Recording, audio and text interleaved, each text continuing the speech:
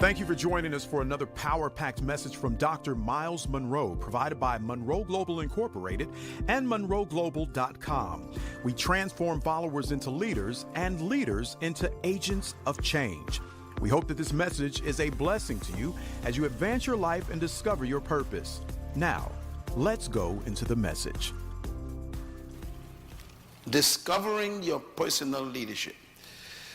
Whenever there is an invitation for people to attend a leadership event or to participate in a leadership conference like this,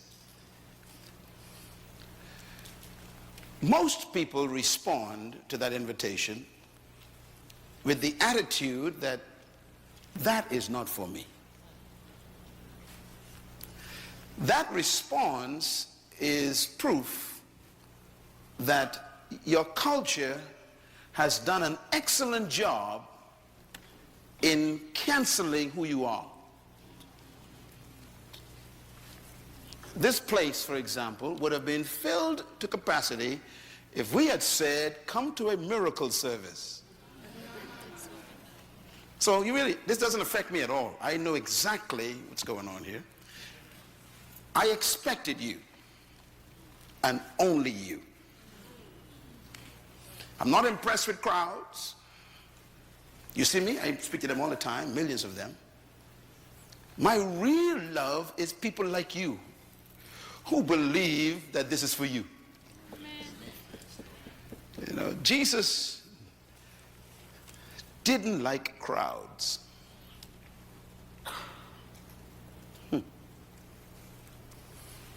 He didn't trust them.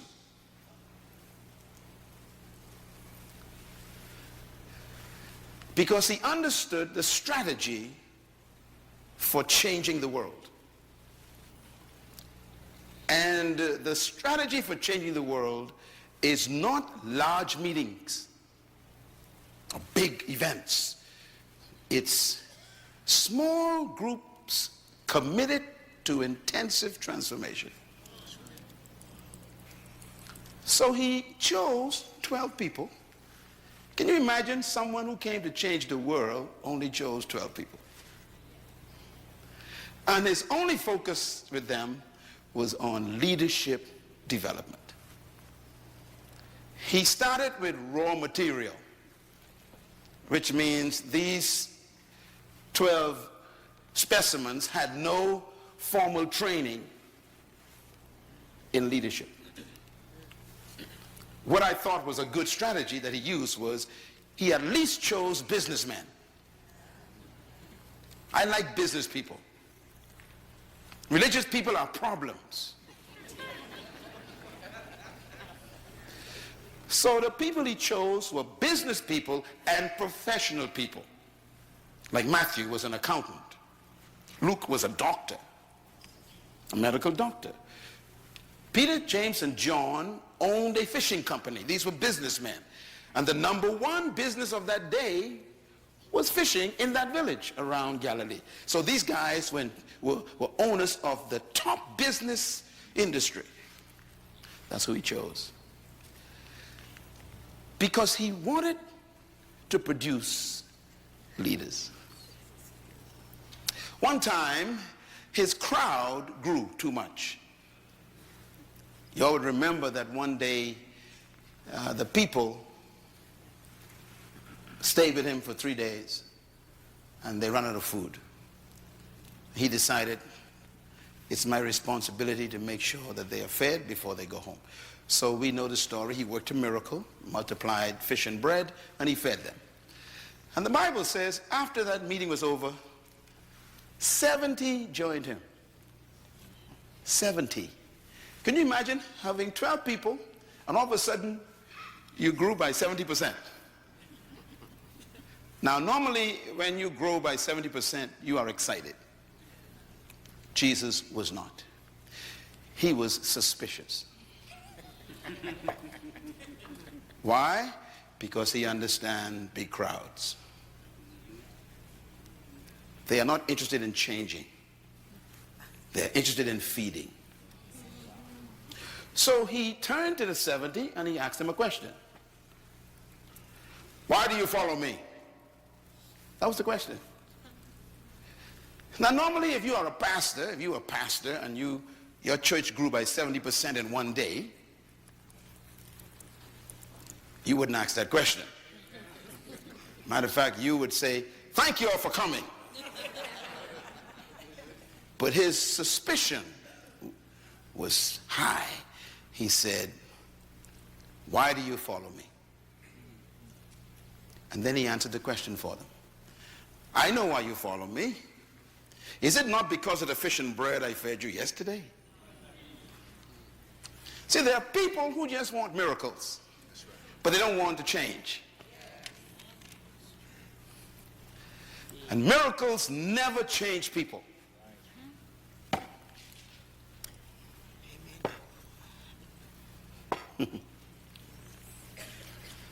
You would remember the children of Israel. They saw more miracles than any of you could dream of. And in the end, they were still cursing God.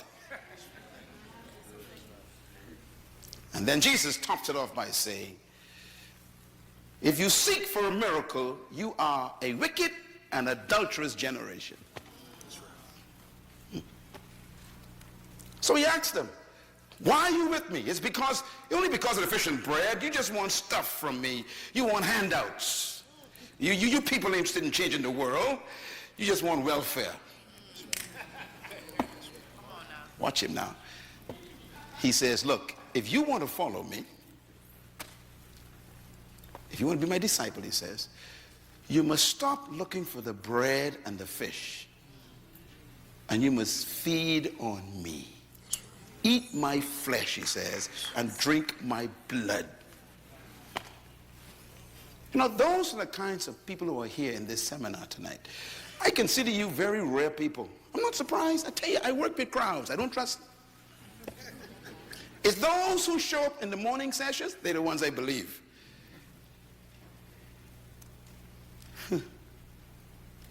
Those ones who come to the workshops, they're the real people. They're the ones who God will spend his time with and give them what they expected and more. The Bible says when the 70 heard this, I must eat your flesh and drink your blood, feed on you. It says, they said to each other, this is a hard saying. In other words, you are demanding too much. You want us to stay with you and look to you for our livelihood? It says, they forsook him and walked away. Could you imagine losing 70% of your members in one day?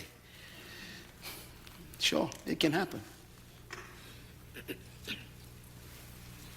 But what intrigued me and impressed me is what he did after they left. It was a leadership act. Because he was training now these 12 guys, okay? So he turns to the 12, this text says, and asks them a question. Will you leave also? In other words, are you just like them?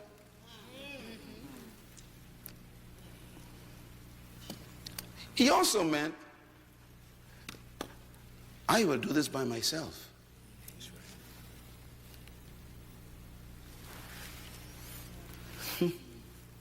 By the way, that's one of the most important principles of leadership, you know.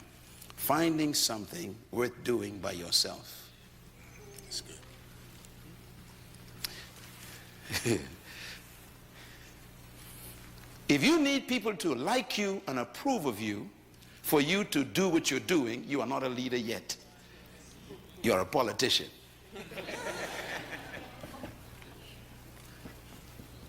He was willing to go alone. Peter spoke up and said, Master, Rabbi, which means master teacher.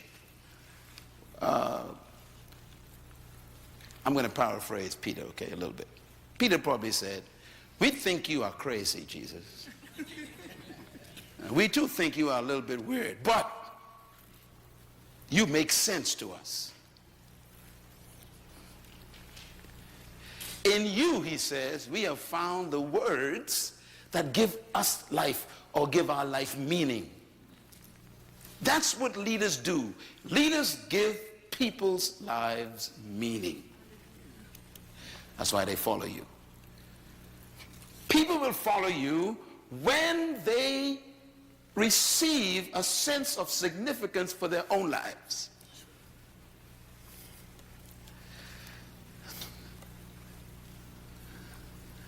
Peter's answer was powerful. In you, we have found the words that give us life. Our business was doing great. You know, we have a company, but you have shown us that we could do more than just business. We can change the world. And that's why we're here in this seminar the next 2 days. I guarantee you, if you listen to me very carefully, the next 48 hours, you are going to be transformed as a person.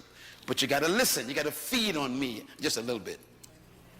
Because what I'm teaching you is what I live.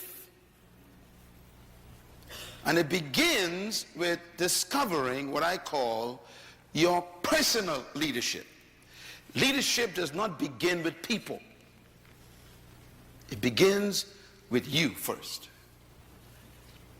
Let me give you a couple of things to write down, because I'm giving you what they never taught me in church. And that is, everyone is a leader. Pastors are afraid to say that because they don't want no competition in the pulpit. But leadership begins with how you think.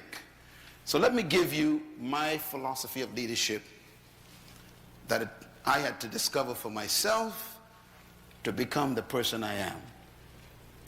Everyone was created to lead. Say that with me.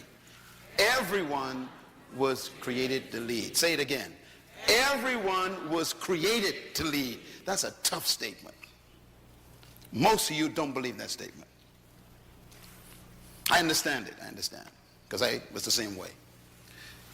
Because when you read that statement, there is a contradiction in your mind right now. There's a battle going on. I know what the battle is. The battle is a question. If everyone was created to lead, then who's going to follow? And there's your battle. I'll give you another statement. Write this down. Trapped in every follower is a hidden leader. These are philosophical statements, but they are very important, because leadership begins with your belief. And your belief system determines your philosophy of life.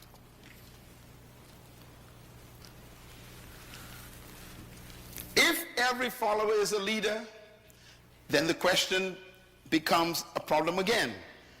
What happens when they all become leaders? Who's going to follow? The fact that you ask that question is proof that you've been successfully convinced by your culture that only a certain type and group of people were born to lead, while the other masses were designed to follow. That's really what you believe. That's why the question arises. Because you cannot see in your mind everyone being a leader. You have problems in your mind. I had the same problems. And this is why I teach this so hard. Because it is that belief, that subtle belief that's in your mind that's trapping you right now. For example, in my mind, there is no economic crisis. But that's because of the way I think.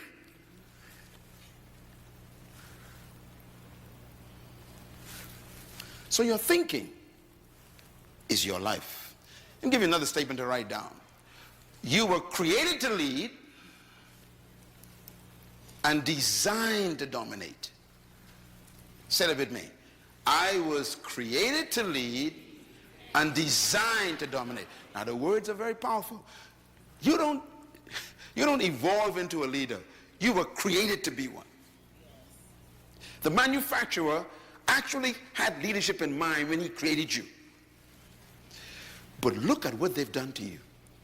They've made you an employee. And they told you where you can be employed and where you cannot be employed. And then they restrict how far you can rise in that employment. That's right. What have they done to you?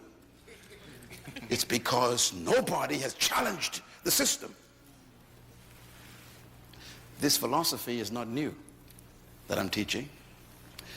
It's as old as God. Write this statement down, please. True leadership is self-discovery. True leadership begins with an individual discovering something about themselves. That's when it really begins. And you will never become a true leader until you are introduced to yourself.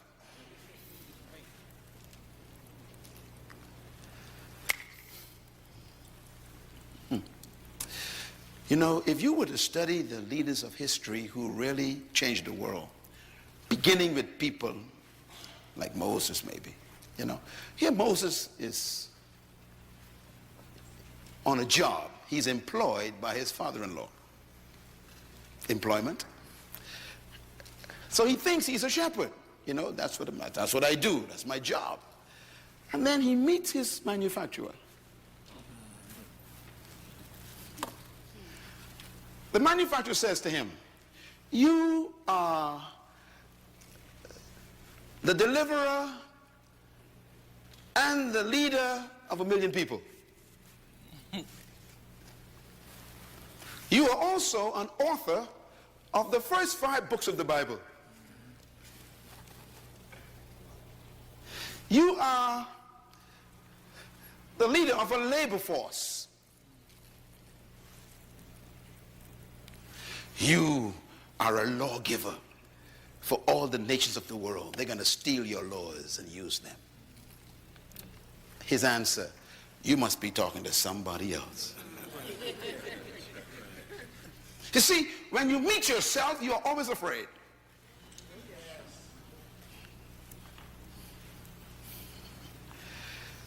Most of you are afraid of yourself because yourself does not agree with who you've become.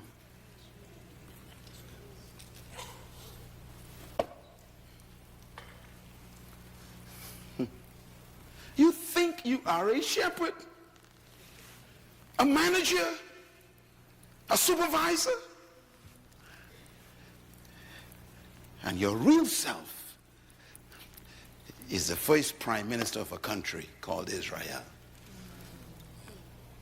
And when I introduce myself to myself, myself says to myself, that's not me. And I argue for 3 weeks with myself.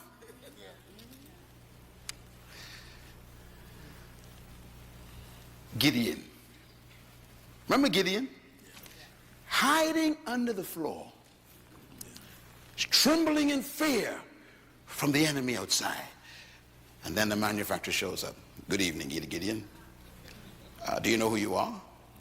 You are a mighty man of valor. Gideon says, who are you talking to? You see, when you meet yourself, you can't believe yourself. And we are so corrupted by our culture, we actually argue with ourselves with good arguments.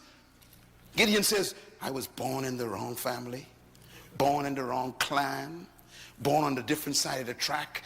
Are you crazy? People like us don't be valors. We ain't mighty warriors. We are cowards. And the manufacturer says, you are a mighty man of valor. He says, tell you what I'm going to do. I'm going to put a fleece outside. In the morning, if it's wet, I'll believe you. So he put a fleece, it's wet. He said, just to make sure, if I put it out again, if it's dry in the morning. In other words, here we are fussing with ourselves. You know why I came here to this conference? I came here to introduce you to yourself.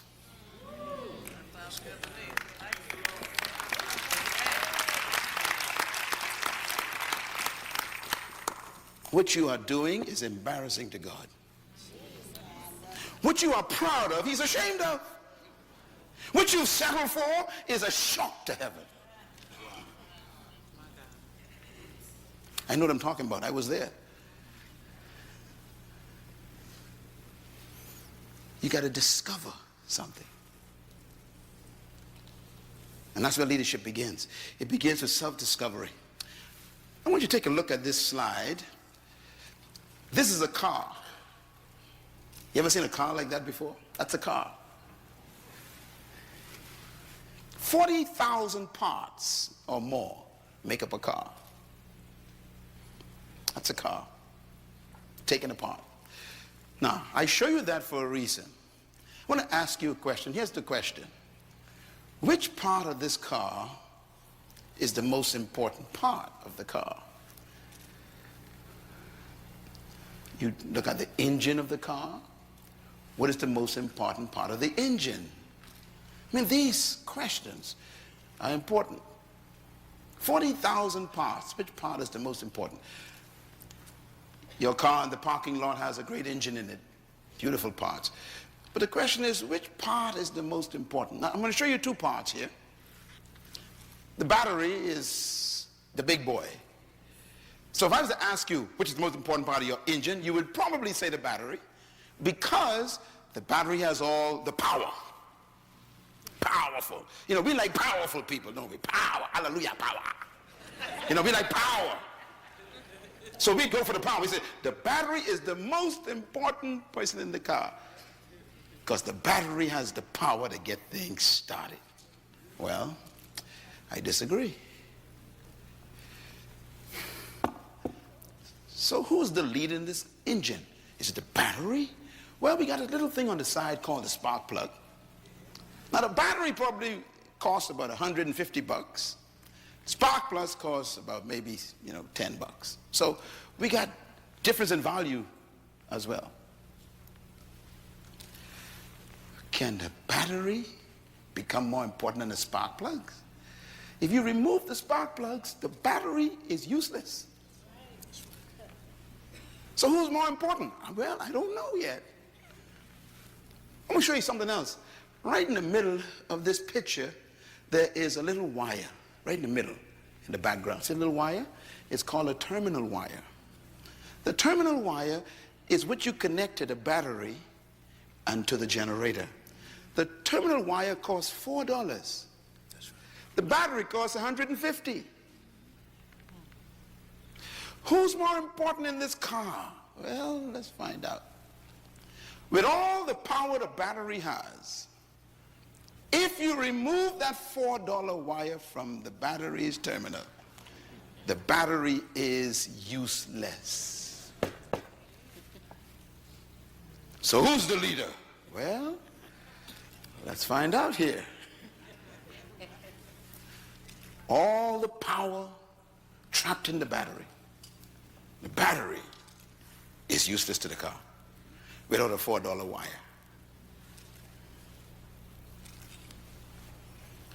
Who's the most important person in your organization? Is it the CEO or the maintenance woman? Is it the secretary who types? Or is it the manager of stores that oversee resources?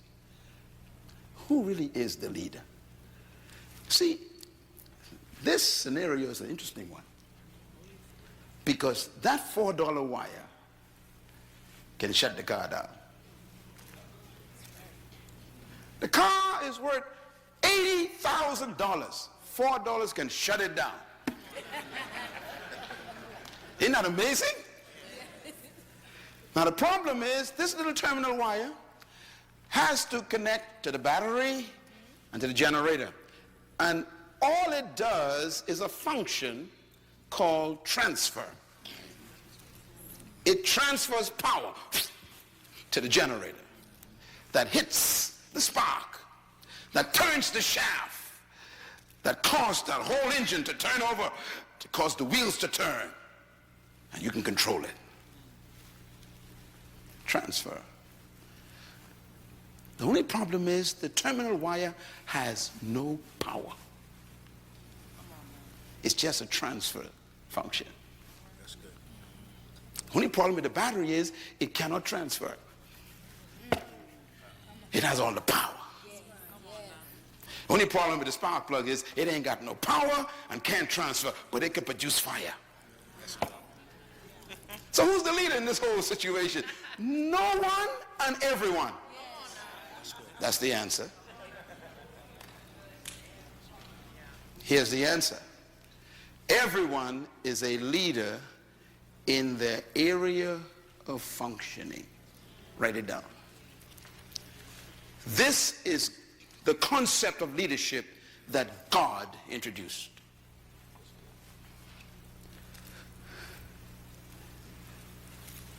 Every part of the car is a leader in its area of functioning. So we have to respect each part.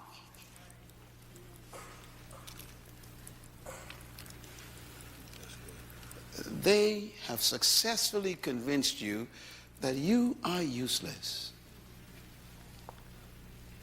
And they use you to do what they want you to do.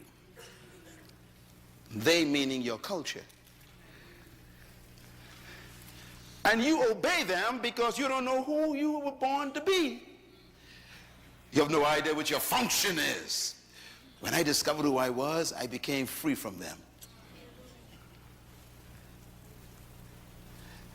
I began to dictate my own value. Therefore, I told them, you need me.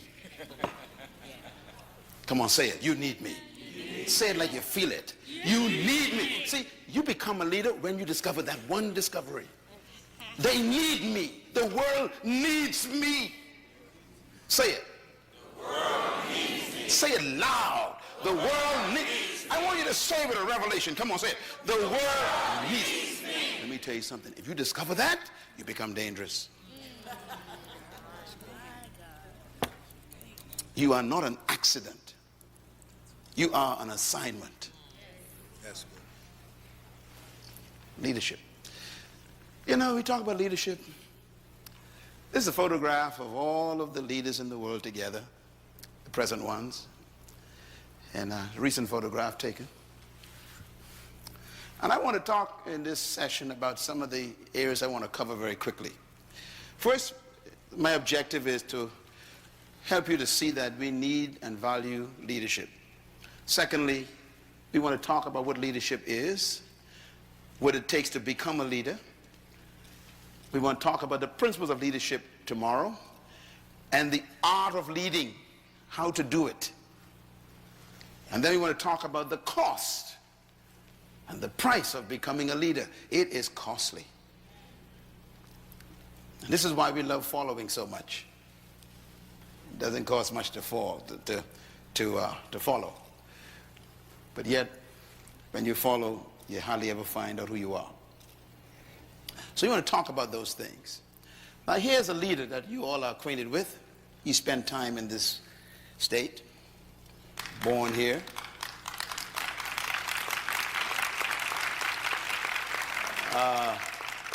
Walking through the airport of this state capital, they have his coat and tie. You'd wonder, why would someone want to put a man's coat on display in an airport? And we won't ever see your coat. I'm going to explain to you why, okay? And hopefully, if you get this revelation I'm going to teach you in this leadership seminar, they'll want your coat also.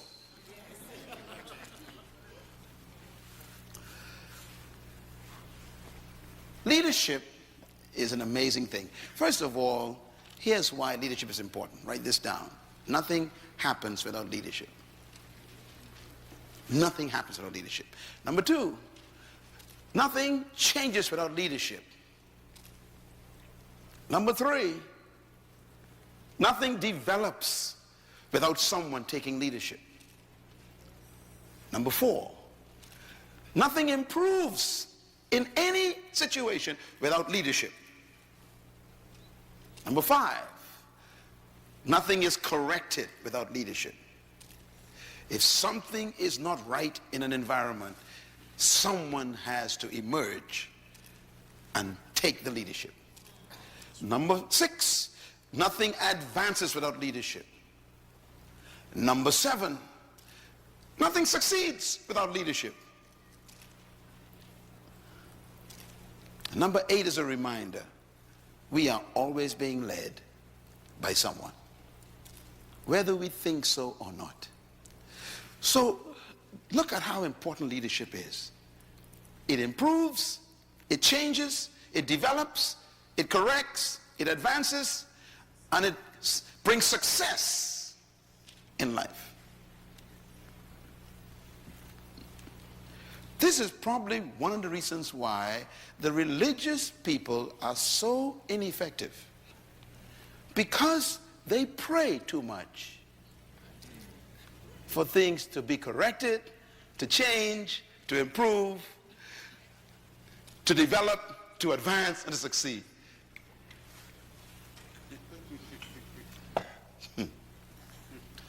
I think one day Rosa Parks decided to stop praying. That's all. What made her a leader? She just decided, no more prayer. I'm now going to be active.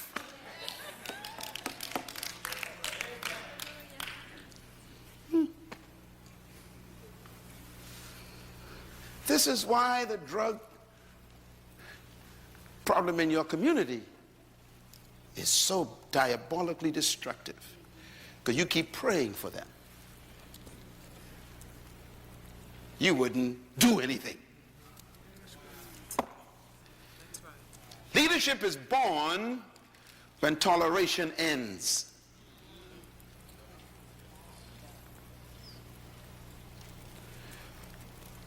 Why? Whatever you tolerate, you will never change. What did I say? Whatever you tolerate, you will never change. This is why there are very few leaders in your city. Your toleration level is very high.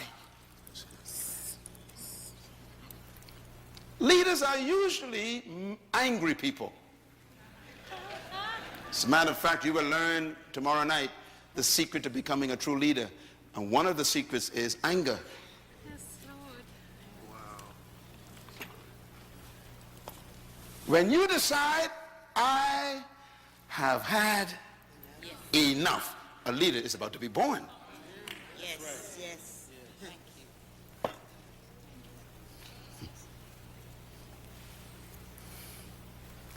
Toleration is the graveyard of leaders.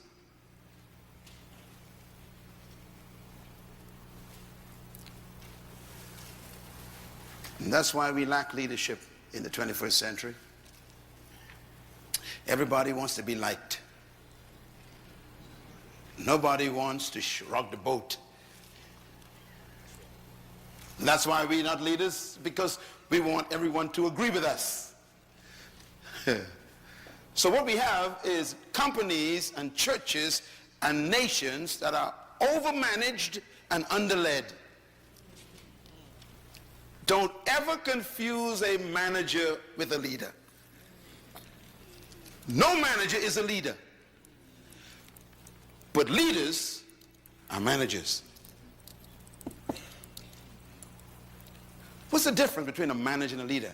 In my book on the table called Becoming a Leader, make sure you read that book. It deals with this subject.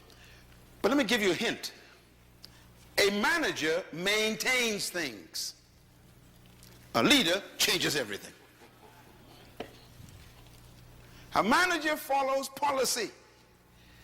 A leader creates policy. A manager keeps tradition. Leaders break it. Managers focus on the bottom line. How much is it going to cost? Leaders focus on the horizon. Let's do it. Yes. Managers focus on doing the right thing. Leaders are very unique. Managers are always focusing on doing things the right way, is what I'm saying. Leaders want to know whether we're doing the right thing. If you are led by a manager, you will never grow. If your pastor is a manager, the church is stuck. If your department is headed by a manager, it will never expand. If your husband is a manager, your family is stuck.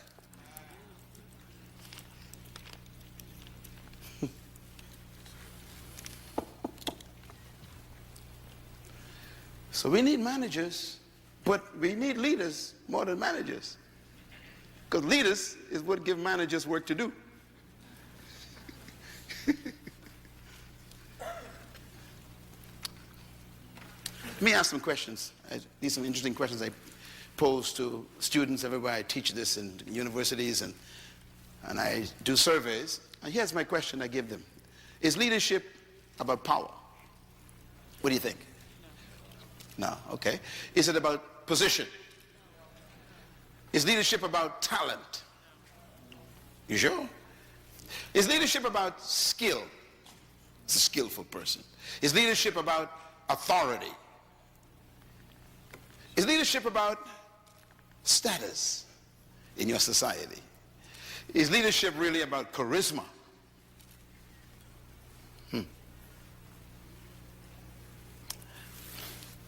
By the way, the word charisma is a Greek word. It's a very dangerous word. It's invented by the Greeks. Some of y'all call yourselves charismatics. Be careful. It's a Greek word. It means giftings of the gods, plural, gods.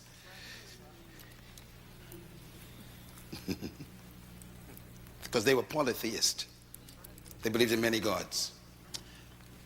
Charisma. The giftings of the gods. Paul used it. He borrowed the Greek word to teach on the gifts of the Holy Spirit. But it's a Greek word.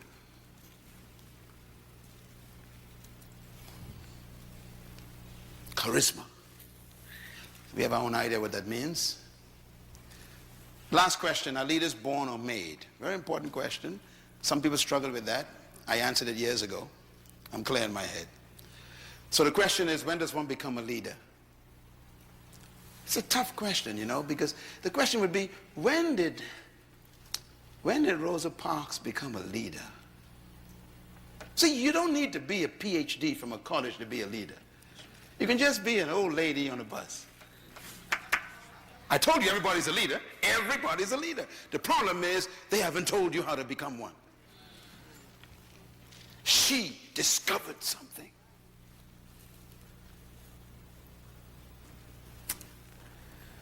Don't die the way you are. Don't give them the privilege of firing you.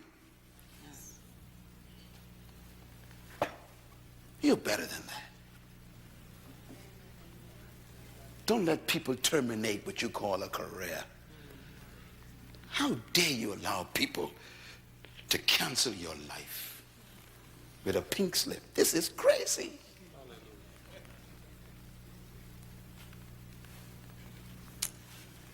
That's why we're here.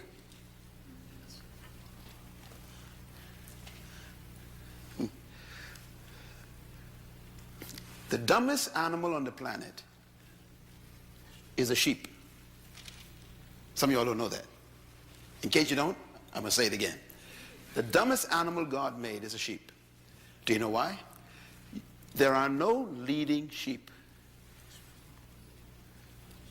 I want you to study a flock of sheep anywhere. You will never see a leader. It's the only animal in the world that doesn't have a leader.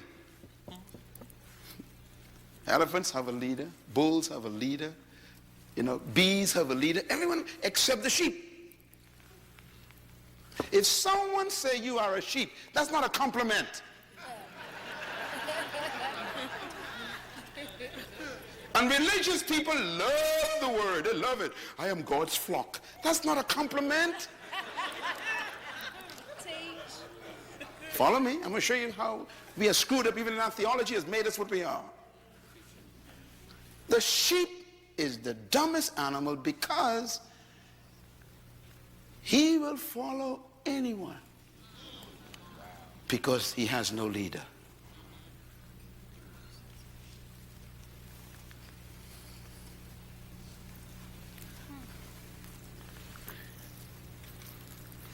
So I have a little test for you. If an army of sheep is led by a lion,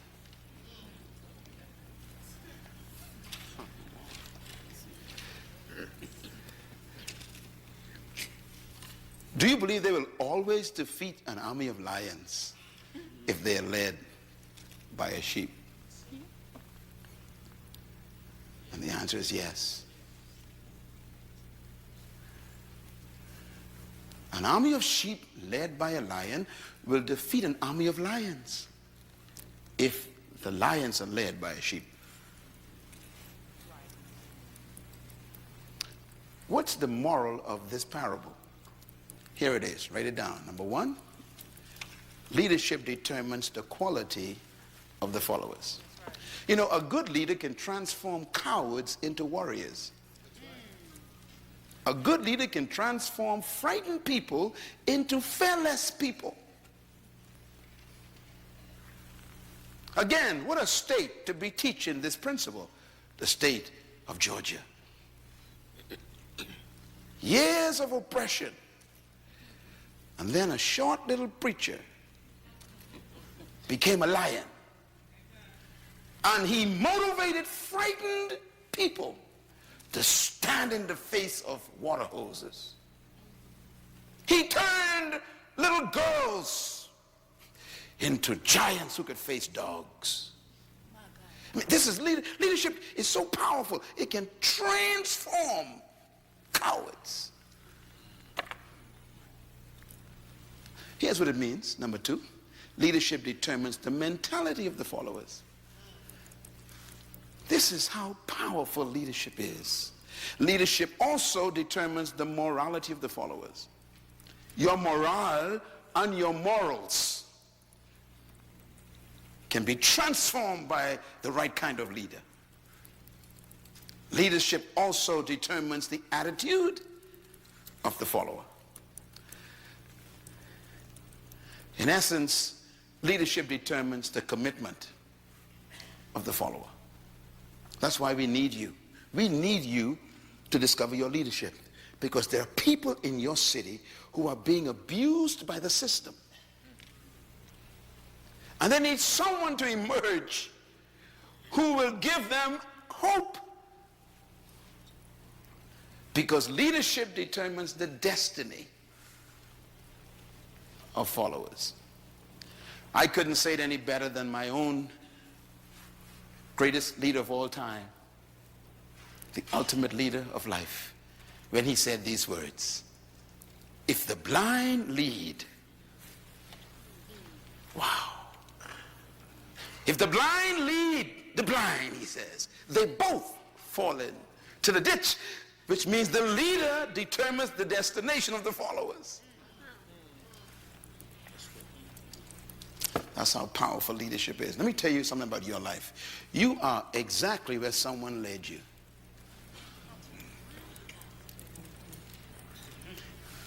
If you don't like where you are right now in your life, you're going to have to reconsider changing leadership.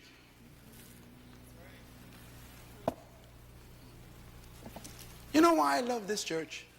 This is the second time I'm here doing this. I mean, this church, do you know, listen, do you know how many people wanted me tonight? I'm talking about massive organizations in the world wanted me. I decided I like this man's desire. They wanted me to stay in Israel 3 extra days. I said, no, I'm going to Atlanta. Why? There's someone there who believes they can do better.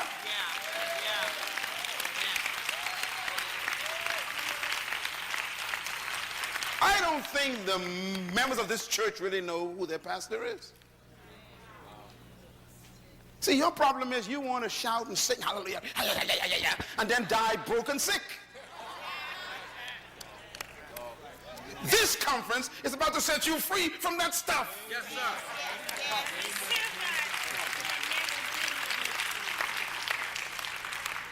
Makes me so sad. See people, having religious, feel all this emotional stuff. Because they are sheep. They just follow anybody.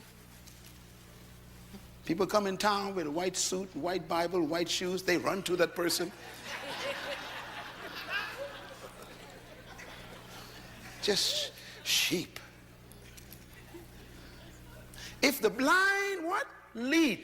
You know what Jesus is just telling us? He's telling us it's possible for a person to be in charge with a title, with a position, with power, with influence, and still be blind.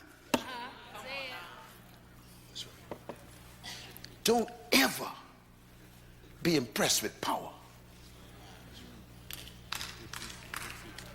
Don't be impressed with position. Ask the question, where we going? What's our destination? Because I might not want to go with you. Hello, somebody. See, that's how powerful leadership is. Leadership will lead you to their destiny.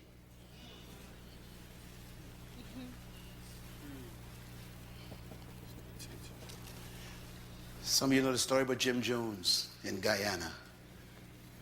Sheep. I mean, sensible people with a brain with 500 billion cells followed a man in a bush and drank poison. Because they never asked the question, where are we going? What is your vision? Write this down. Vision is more important than leadership. Please get the book on vision on the table, please. Very important. People think that leadership is important, but vision is more important than leadership, because vision is what creates the leader. What makes you a leader is the fact that you see a future that's better than the present.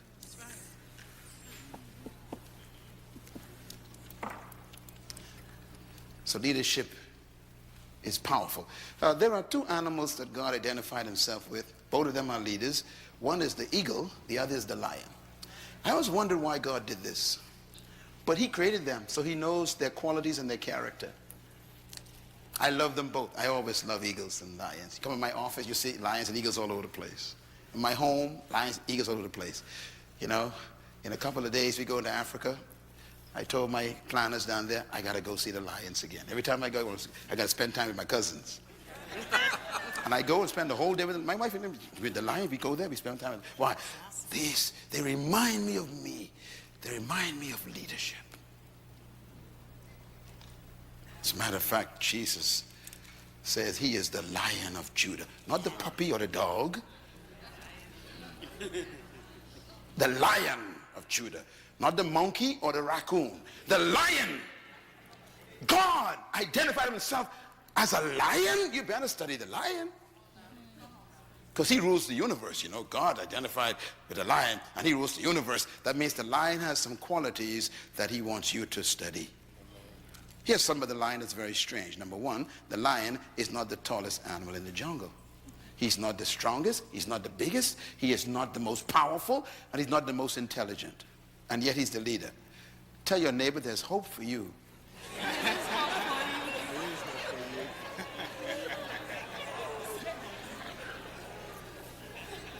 What the lion has done is he has canceled all of your excuses for not being a leader.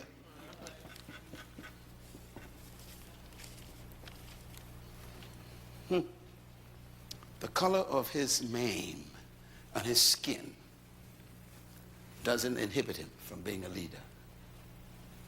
His intellect, his strength, There are so many animals in the jungle more powerful than the lion. Stronger, taller, bigger, more intelligent. And yet the lion eats all of them for lunch. As a matter of fact, when the lion sees an elephant, he simply thinks lunch. Why is the lion the leader? Because of attitude. Write it down. Just attitude. Attitude comes from your belief system, and it produces confidence. The lion believes that he can eat an elephant.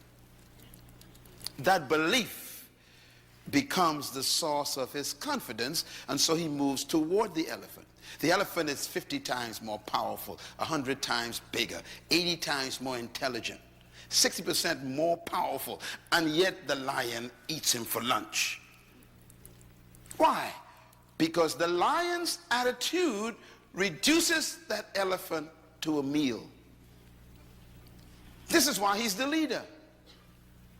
Leadership is 80% mentality, attitude, and 20% skill. And this is why skillful people work for those with the right attitude.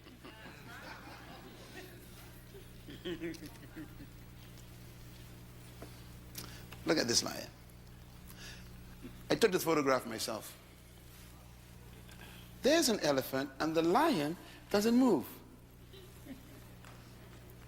You see, when you look at your problems, how do you respond to them? You got a bill that ain't being paid. You got a mortgage that ain't seem to be addressed. You have demands that you can't meet. This is an elephant. How does a leader look at these things? They see it differently. A leader looks at the elephant and he simply thinks one word: this is lunch. The thinking controls the action of the creature. That's why he's dangerous. What makes Myles Munroe dangerous is my thinking.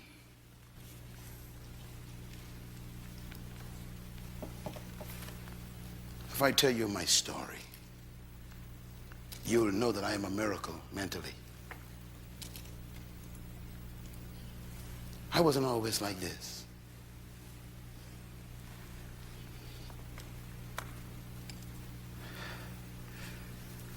I was changed between my ears. I got some new information. I'm going to give that to you these next 2 days. The same information that happened to me. Because I was able to think like the lion. Look at that. Look at that leader in action. Wait a minute. But this is a monster. He said, I don't care. A leader is fearless because of knowledge. There's something the leader knows that makes them fearless. So leadership doesn't get its power from its muscle. It gets its power from its belief. You will never be a leader until I can change the way you believe. Because your belief system produces your philosophy. So leaders don't see through their eyes, they see through their belief. Huh? Your eyes say that's an elephant. Your belief says that's lunch. So if you see through your belief, instead of running away from him, you run toward him. So leaders respond based on their belief system. So to a leader, life is simply what you believe it is.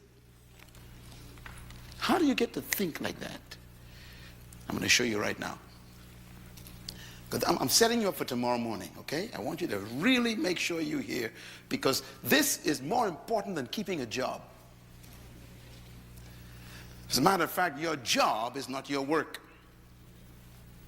Your job is what they pay you to do. Your work is what you were born to do. You will never become successful from your job.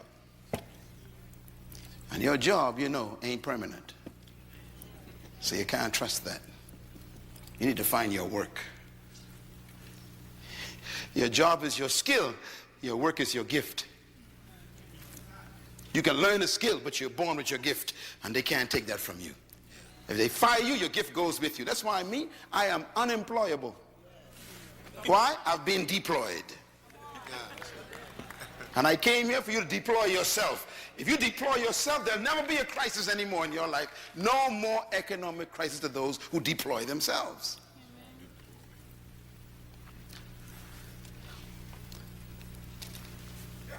How do you think? And how do you get to think the way you think? And what made you think what you think right now? Where'd you get this attitude from that you have? The history that created you is still with you. And even though you wear different clothes, drive a different car, it's the same person. Because somehow our history is so heavy. It's tough to cut loose. We still apologize for being successful. That's right. We feel ashamed to be in charge. It's amazing. See, when you still carry your history, you are afraid of success. Because you may lose your friends who ain't going nowhere. Very subtle problems. Your attitude is so powerful. It creates your atmosphere. It also is a source of your natural lifestyle. And if you're going to change your life, you got to change your attitude. Now here's the bottom line. Write this down. Your belief system is the source of your attitude. I know you came and you're thinking, Dr. Munroe, tell us 10 principles of leadership. No, that's not what you need first. You need to change the way you think first.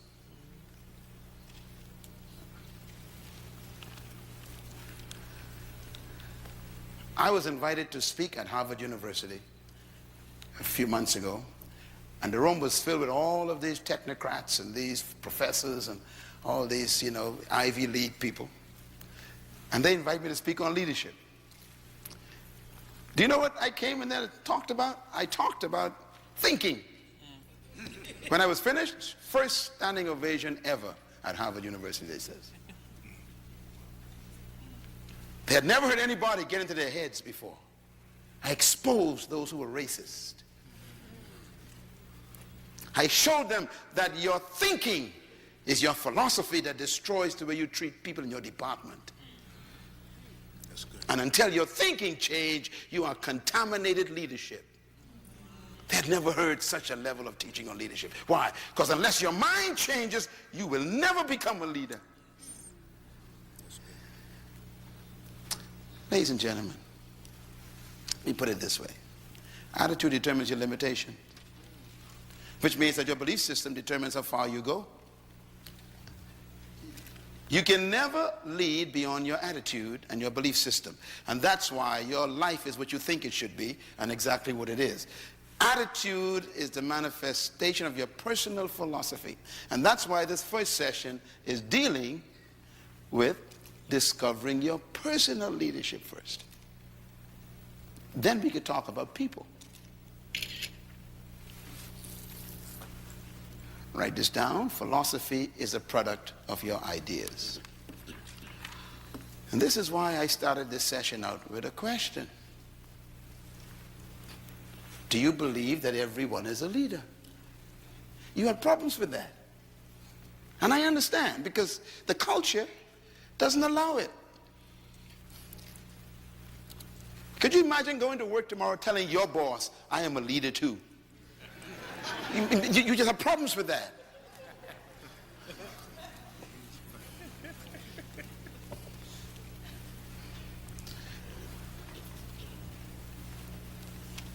People tell me, they have a PhD in physics, and I laugh at them. I say, really? So what does that mean? That means nothing to me. That doesn't make you better than me.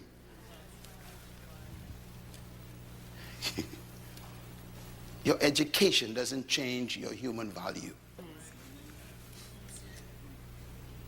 We are still equal as humans. And I do know some things you don't know.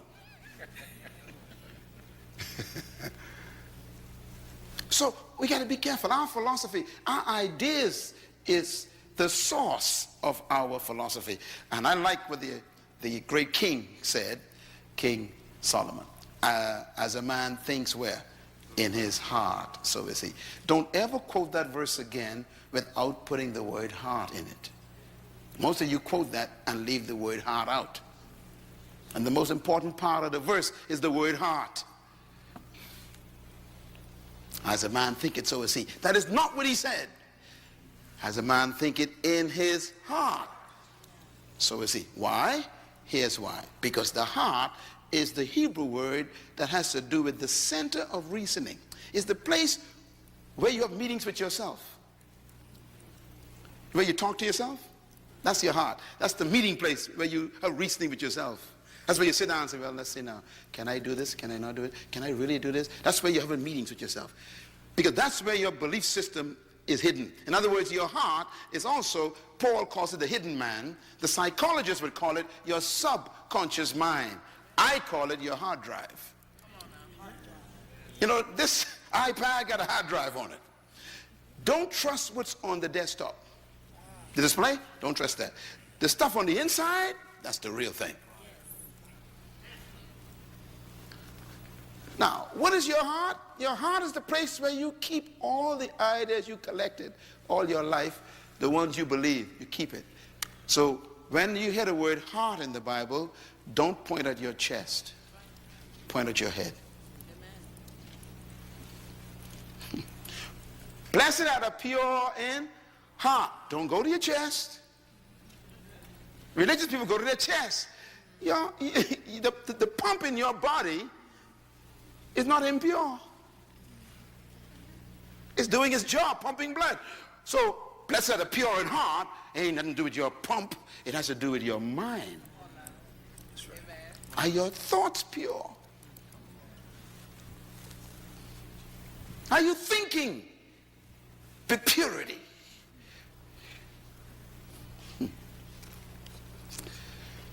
So, he says, as a man thinketh in his heart, so is he. As a man thinks in his subconscious mind. What have you downloaded as your software on your hard drive that you believe? Every time someone presses a certain button in your life, whatever is there comes up. For example, there's some of you black people in this room. When a white man comes into your department, you become very nervous. And when a black man comes, you act like you don't care. In other words, there's something in your heart, your hard drive still got some problems. There's some viruses. You're sick.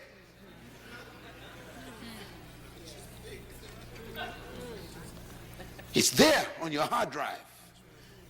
40 years of struggle and you're still there. You ain't free yet.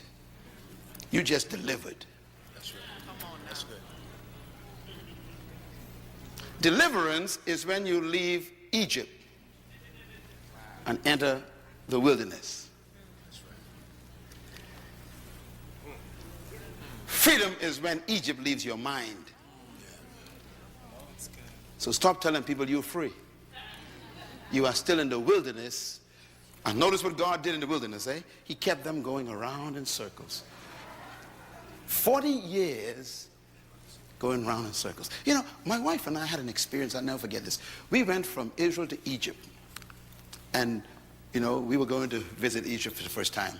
And this years ago we went there. We've been there a couple of times. And, man, the aircraft took off. And I'm getting excited. I'm going to see Egypt. I'm going to see Pharaoh, you know, remains of the, you know, all this stuff. Get excited. And before I could get excited, they said, we're about to land. Fasten your seatbelts. I said, wait a minute. We just took off. And the flight attendant says, yes, we're landing. I said, well, we just left. She said, yes, but we're landing. Ah. I said, what are you talking about?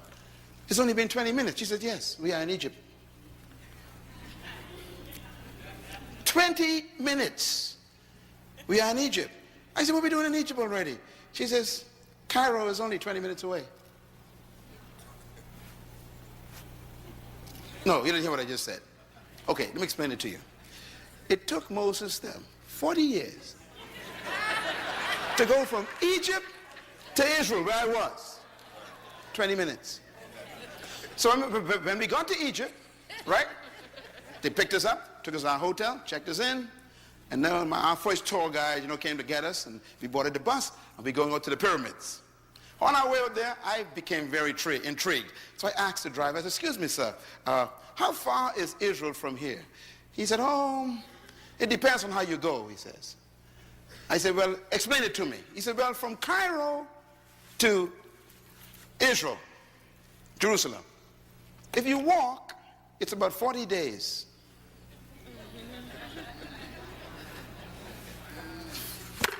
You take a bus, it's 24 hours.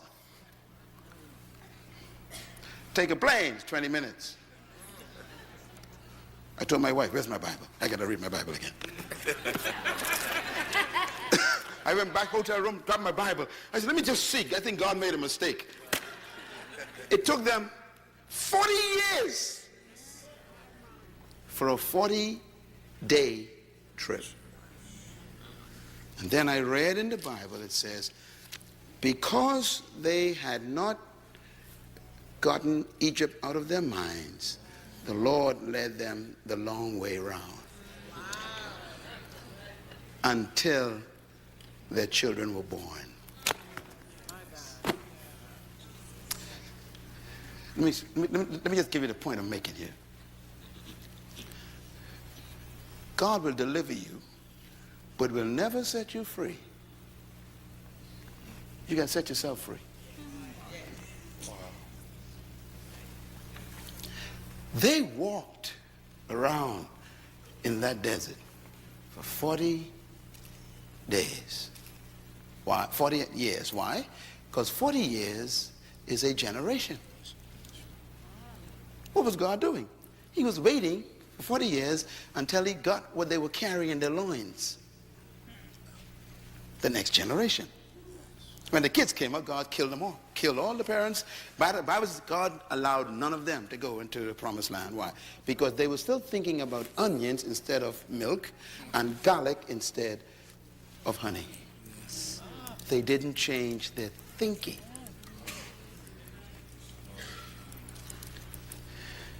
Your mentality is more important than your location. If you don't change as a person mentally, you will stay where you are physically. So God killed them all. Only 2 left. And those 2 were born in the desert. Caleb, Joshua. They had no memory of oppression. They believed anything was possible. Leadership begins with thinking. So my question is, what is your philosophy of leadership? Well, why don't you believe that you could own a company? Why the first thing you look for is a job instead of look for a business? It's subtle questions, but why? Why do you go to college and study an area that guarantees employment rather than guarantees deployment? Because your hard drive is stuck.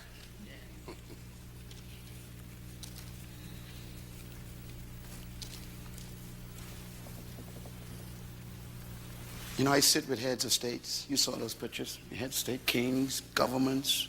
I work with them all the time. And most of the folks who run countries are sick just like you. They don't know what to do with the country. Power doesn't make you smart. It exposes your ignorance.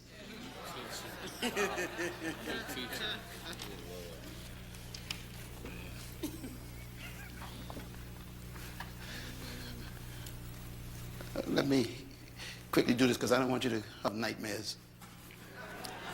Let me just give you, let me conclude this by giving you God's philosophy of leadership, okay?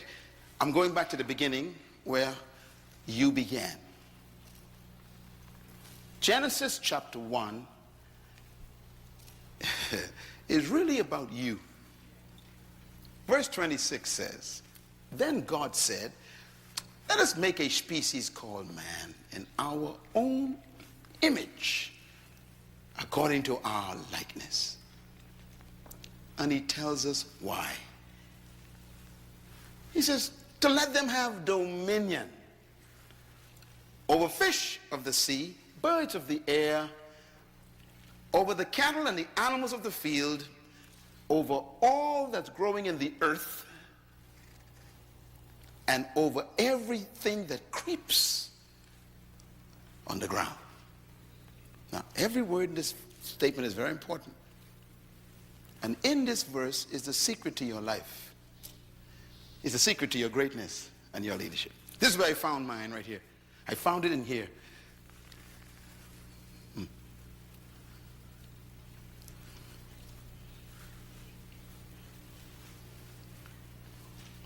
I'm just going to say this. I hate to talk about these things, but I'll just say it.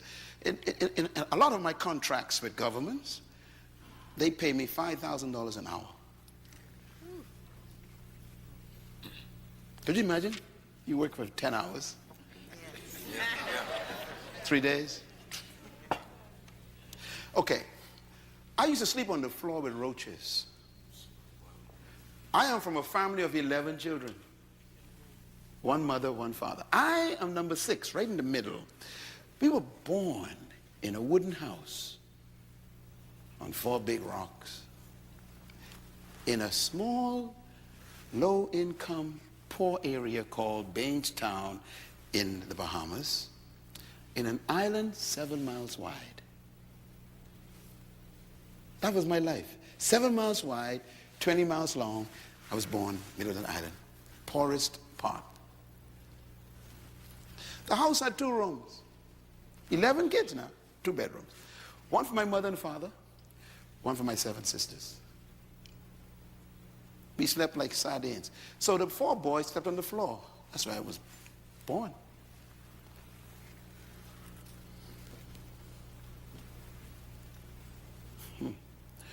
One chicken for 11 kids. The neck was delicacy. Listen, this is my life. 1 pair of shoes for the whole year. If it sprung a hole, I had to put cardboard in it. I remember sleeping with roaches running over my body. I remember waking up in the morning with blotches, blood. I was scratching the mosquitoes that were trapped under the dirty sheet on that mat on the floor. I remember looking up at the ceiling and seeing the stars through it and buckets to catch the water from the rain. Don't talk to me about poverty. And my father was a Baptist pastor. And I went to church 3 or 4 times a week, and I slept with roaches. Don't tell me about religion. So when I talk to you from this position I'm talking to, I'm telling you what worked for me.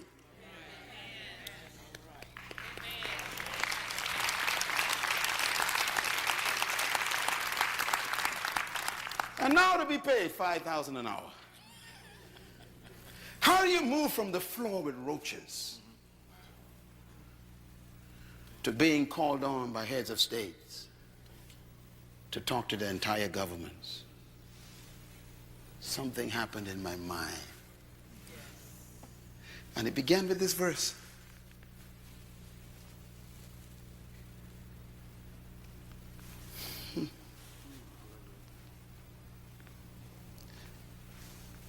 Let us make man. The word man here is the word ish. I-S-H, write it down in Hebrew, ish. It's a plural word, which means that God wasn't making a person, he was making a species. All of us is called man. For example, we call all dogs, dogs. We call all cats, cats. God called all of us man. Man is the designation of the whole species. It comes in 2 models, male and female. But it's all man. And then he says, I want to make this particular product in my own image. Write the word image down. See, this stuff is important. This is what set me free. The word image doesn't mean to look like. The Hebrew word means characteristics. Characteristics. Let them have the same characteristics, qualities of God. No Baptist pastor told me that. My father couldn't teach me that. He didn't know it. I had to find it for myself. I have God's character. Wow. What a discovery for a little boy sleeping on the floor. I am just like my father, God. Oh, my mind was changing. You know, we had teachers from Europe because we were oppressed by the British, you know. We were bought there as slaves years ago. My great-grandfather was a slave, you know. And so the British people, man, they told us that we were half-breed monkeys. They were very clear. They said, you are not fully humans. They told us this in class. One of them said to me, you are retarded. Your brain is maldeveloped. You are not able to be educated. All you can do is music and dancing. And that's why they still believe that today right here in this city. All your people do is dance and music. Why don't you run the economy?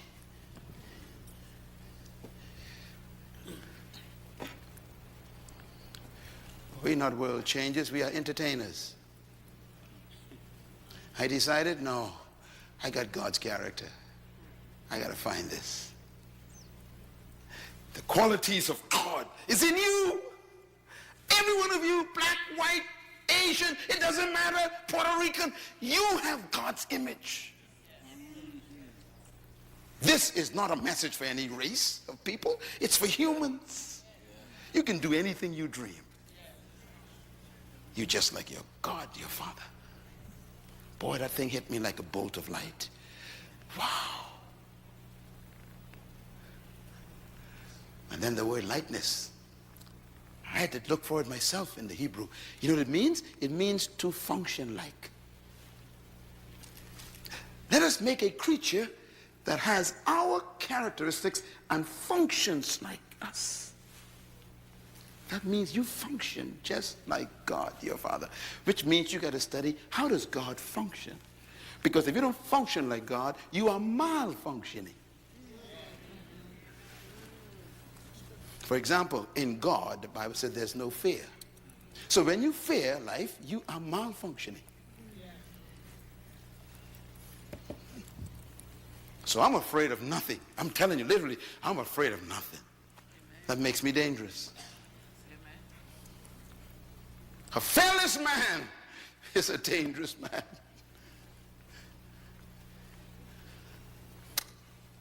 I'm not afraid of death. And that's the highest threat you can give me. And I'm not afraid of death.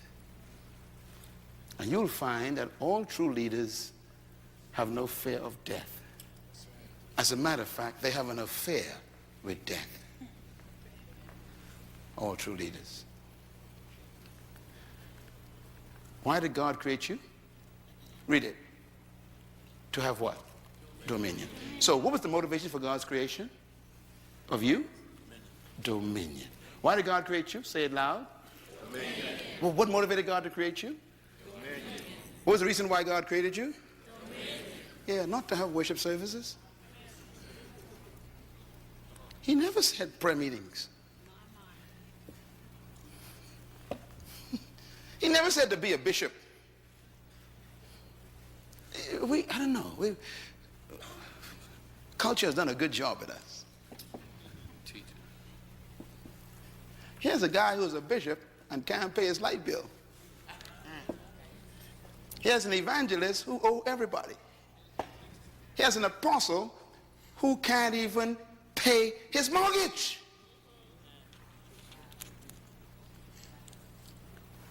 Something's wrong with this. We missed the point. He didn't create you to be a title. He created you to have dominion. Everybody say dominion. Dominion. And this is where leadership is born. See? Because the word dominion, I checked it out, is the word radah in Hebrew. Write it down. It actually means to rule. It also means to govern. It means to master, to manage resources. It means to control things. It means to have sovereign authority. It actually means to lead. Please buy this CD and listen to it a few times. Get this in your spirit. That is why you were created. To be a ruler, a governor, a manager, a controller, an authority, and a leader. Now, here's why I changed. Here's why I changed. When I discovered this, I had to discover the second principle. I'm going to give it to you.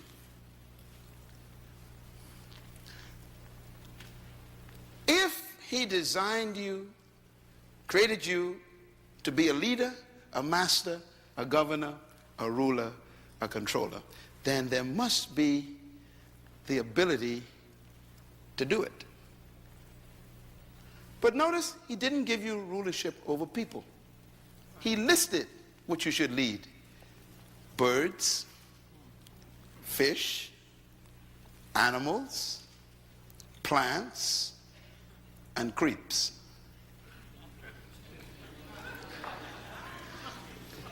This is very important. God says, let's make a leader, a governor, a manager, a ruler, not to rule people. So leadership in God's mind is not about people. It's about resources.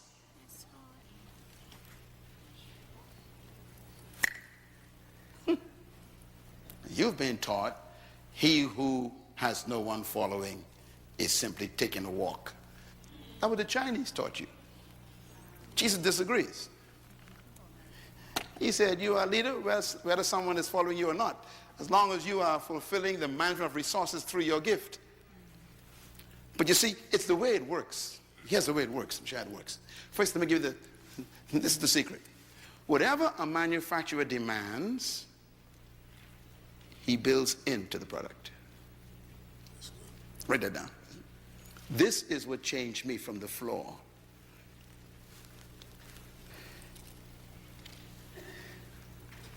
Whatever a manufacturer demands from a product, he builds it into the product. Am I right? Am I right about this?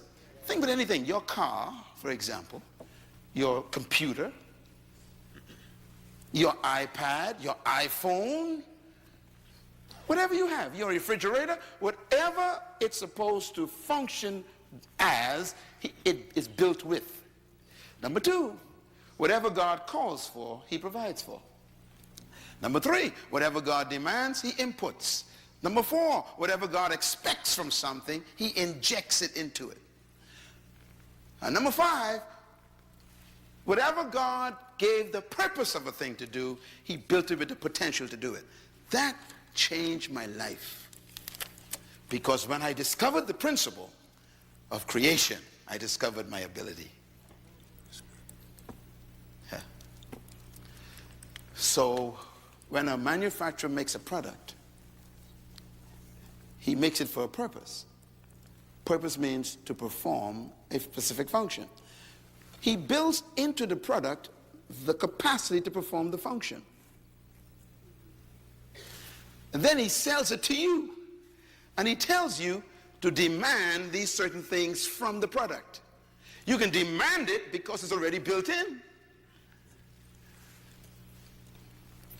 When I discovered this, my life changed. Because suddenly I realized that no one in my environment could determine what I could and could not do. That's when I canceled my European teachers.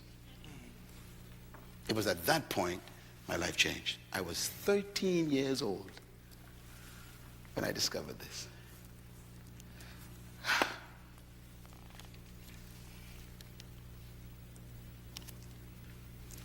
I want to show you something. Give you an illustration. If God created you to dominate, then the capacity to dominate is in you. Do you get the principle? Okay. So whatever you were born to do is built in. So here's what I want you to take a look at then. Conception does not guarantee manifestation. Now what I mean by that is, a bird and a fish were created by God. The fish was created to do what? Swim. So fish do not attend swimming lessons. I know it sounds simple, but it's very important. Why? Because swim is built into the fish. Why? Because God demanded the fish to swim. So he put the ability in it. Birds were designed by God to fly. So birds don't attend flight school. Flight is built in. I like this one. Seeds. Seeds were designed by the Creator to bring forth trees. You'll never find a seed attending a tree growing convention to learn how to grow trees. Why? Where's the tree? Trapped on the inside. In other words, whatever God created something to do, he built it in. Your culture and your educational system doesn't allow you to discover that. We are educated to be employed, not to be deployed. Seeds deploy themselves and become trees. Fish deploy themselves and they swim. Birds deploy themselves and they fly. We are the only creatures God created who don't deploy ourselves, because our culture doesn't allow it. You got to get free from the culture. And it's seminars like this that make you begin to have a meeting with yourself and discuss yourself with yourself and say to yourself, self, am I who I really am? You know, here's my conviction. This is why I believe that buried in every human being is a leader, trapped by an erroneous philosophy that you were born to follow. Let us make man to have what? Dominion. To govern, to rule, to lead, control. Which means that somewhere inside of you is a ruler, a controller, a leader, a dominator. Somewhere in there. Because he would not have demanded it if he didn't inject it. Which means that your ability is determined by your responsibility. Your potential is designed by your purpose. Your potential is equal to what you were born to do. The best example I can give you is this car. Look at this car. All cars have what they call a speedometer. Am I right? Here's an old one, old Chevy. Now, if you look at the numbers have up to 160 miles per hour this car can travel. All of your cars have that kind of registration, sometimes 200, 180. Everybody got that, right? Okay. Now, when you bought the car, that was on the car. You bought the car with it. It was on it, 180 miles per hour. I'm getting ready to go, okay. I'm so excited. Okay, so you bought this car, you brought it home, and the manufacturer says this car can travel 180 miles per hour. How can the manufacturer put that on there? What makes him so sure that this vehicle could travel 180? That's the first question. The second question is, have you ever traveled 180 in that car? No. Let me tell you how stupid our philosophy of our countries are. We sell a car that could travel 180 and put a sign up 50 miles per hour. It's amazing. It's crazy. I don't understand it. I have no idea how they got this idea. I don't know where it comes from. But it tells you the nature of your culture. Don't try it. They give the company permission to build the capacity, but restricts your ability to use it. And you never thought about that. And that's the way they think about you.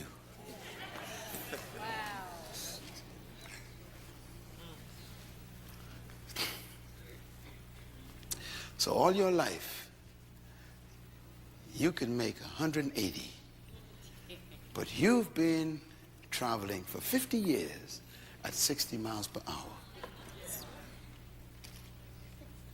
And you think you're living.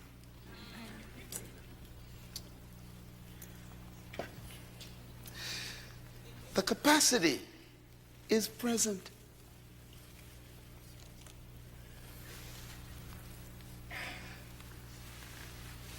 Our culture says you can't go any further. And God says, press the accelerator. And your culture says, you can't go any further. You can go no faster. And God says, and your culture says, you can't do that. And God says, let's go. And your culture says, stop. That's as far as you can go.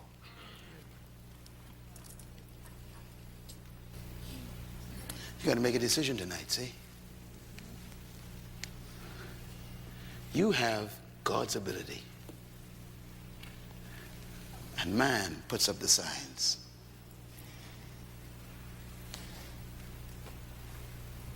You're a follower. And God says you're a leader. You're an employee. And God says you're a controller. You are a subject. And God says you are a ruler. They keep putting up signs. One day, I was in Germany. My wife and I spent 6 months in Germany. And one day, we were going from München to another city for me to speak. And we got on what they call the Autobahn.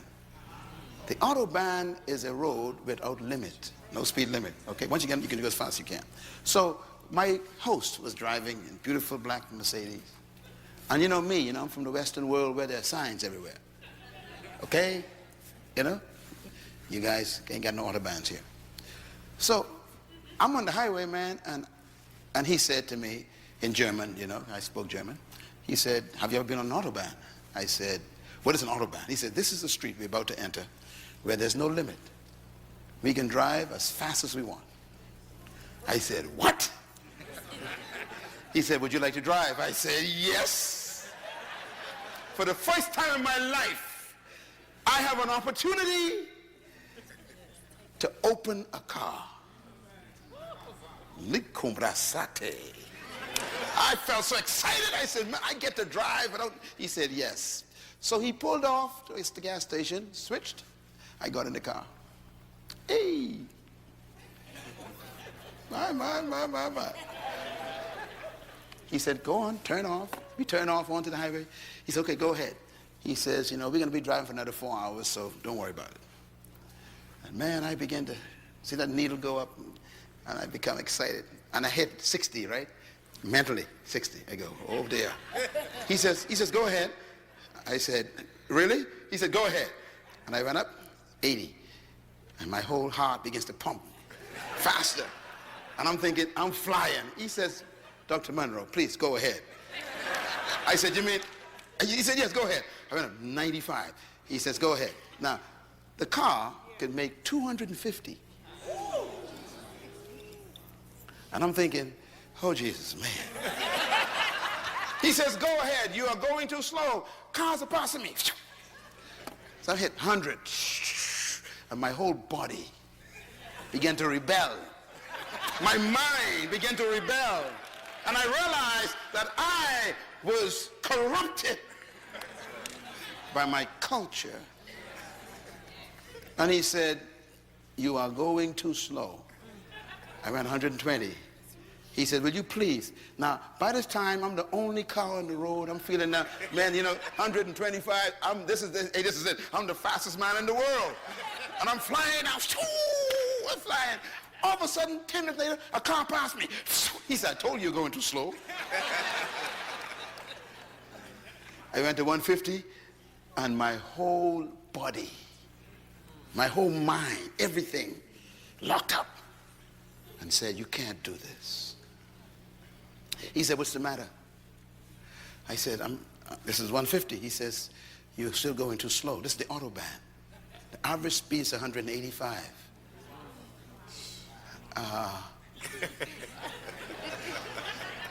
He said, do you still want to drive or you want to pull over? I said, I'm going to try to drive. And at 170, there was a barrier broken in my mind. I never forgot that to this day. 170. Something happened to me, and I realized there was life after 170.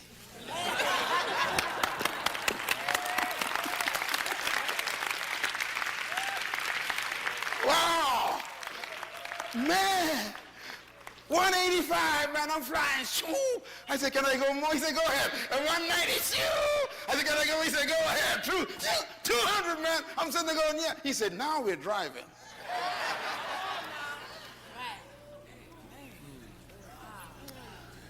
My life has changed that day. No more barriers in my life. There was a point where I had to break it. That's why you're here this week. I'm going to take you to that point.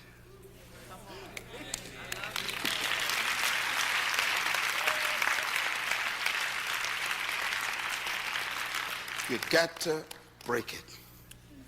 There's life after your job. There's life outside your career.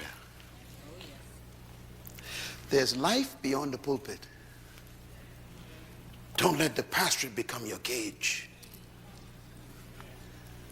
There's life beyond your employment. You gotta break it. You're a leader. I call it unreleased potential. Driving at 50 with a car of 150. See, you think you're doing well until someone passes you. I thought I was doing well. The guy passed me. I said, excuse me.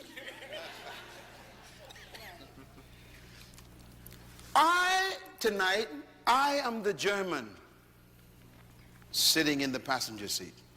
That's who I am for you right now. And I'm here to tell you, go for it. Go a little faster. Break it.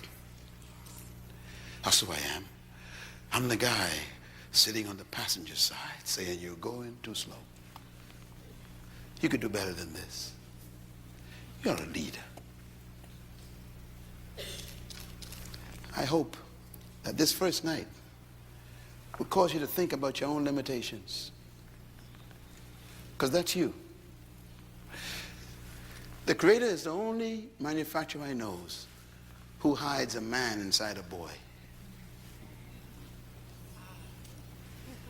He hides a woman in a girl. He doesn't create women.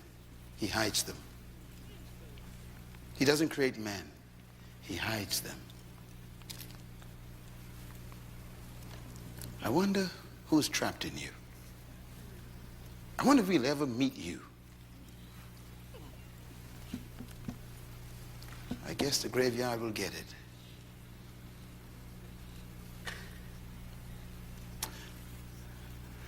Today I look at myself in the mirror and I kept thinking, that was on the floor with the mosquitoes and the roaches. I wonder who's sitting in your chair right now. You're a leader. Can you see yourself? You know why you're still alive? Because the manufacturer ain't satisfied. He's bored. He's telling you, you've not shown yourself yet. Show yourself. Let me close with these statements. Write them down, please. You were born to lead, but you must become a leader. That's the purpose for a seminar and a conference. I'm not here to make you leaders. I am here to expose you as a leader.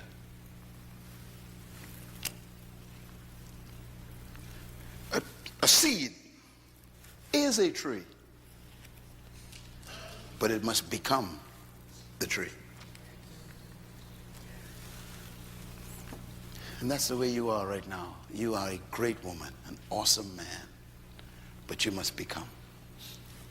It is my passion, my hope, my anger that no human being die until they are manifested.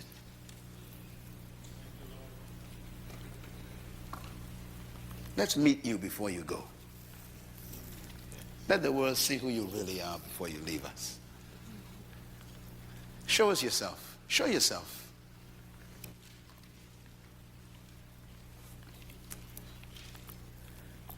You could run the race. Running the race of life is not about beating people. It's about releasing yourself.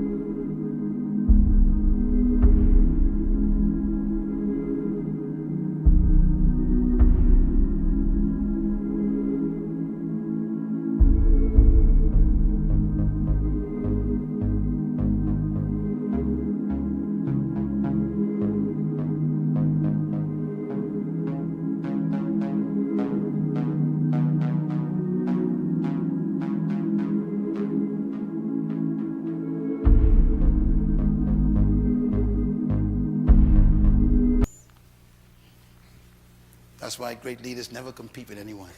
That's right. They are in competition with themselves. They try to see how much of themselves they can release tomorrow. It's leadership. I will never compete with you. I'm too original.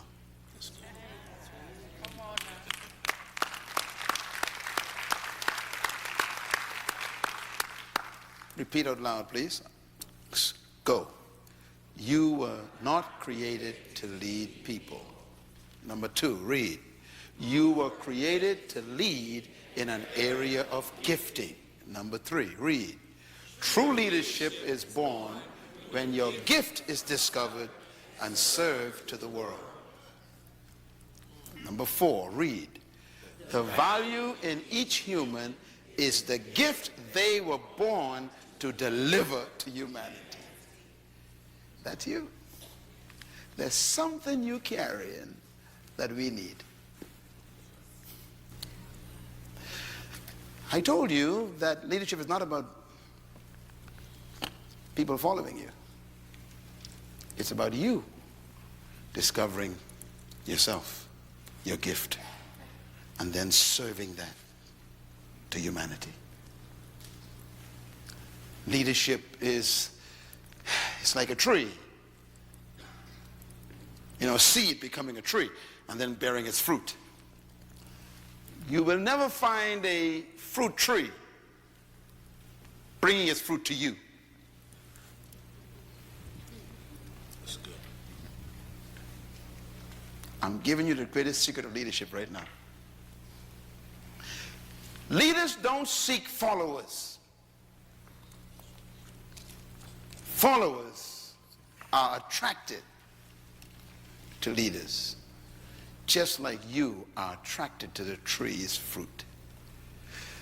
When you go to a fruit tree for the fruit, you don't go for the leaves nor the branches. What do you go for? The fruit. And that's why no one's following you yet.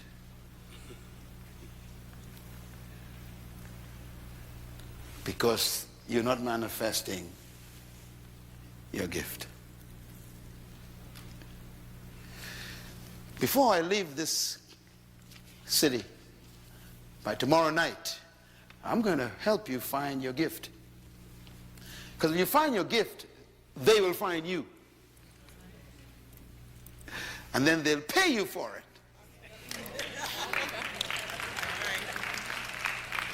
They will follow you for your gift.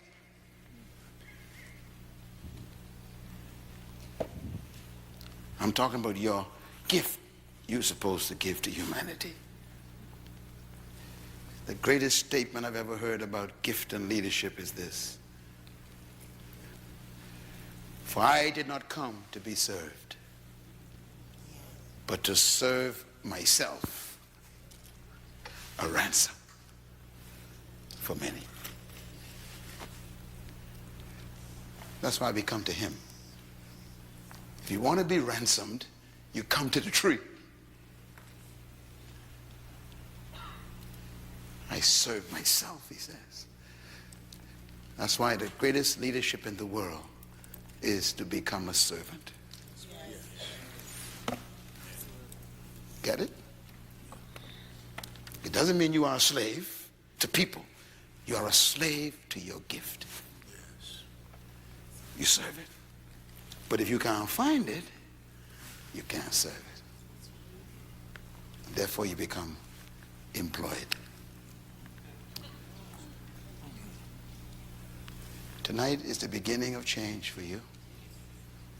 I came from around the world to talk to you because the Creator is ready for you to manifest yourself.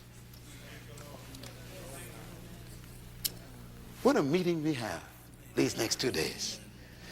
You're going to meet the most important person you ever met in your life. You're going to meet you.